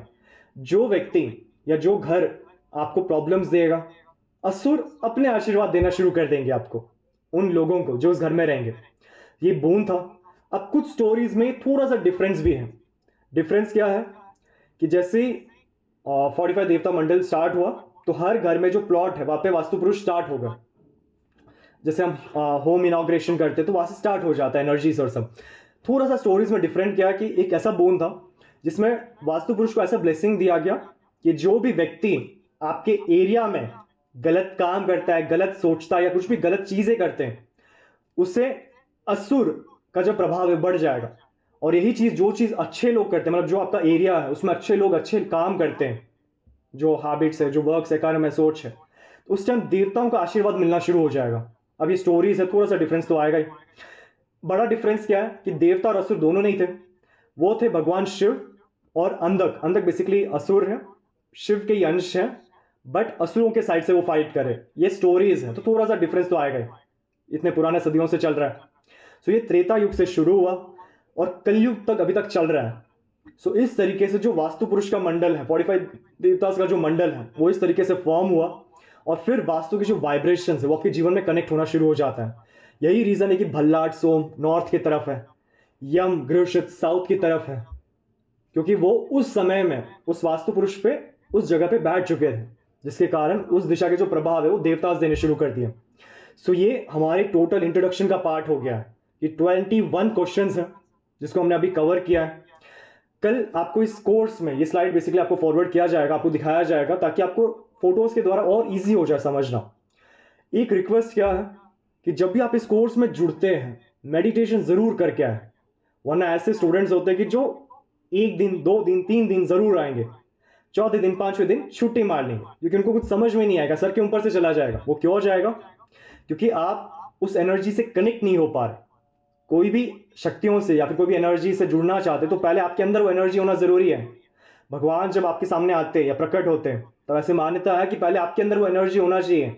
आप तप करते हो, तपस्या करते हो, ताकि आप वो ऊर्जाओं को बना सके अपने बॉडी के अंदर, ताकि जब सुप्रीम बीइंग आए जिनको आप मानते हैं तब आप उन चीज को बैलेंस कर सके, उनके सामने रह सके।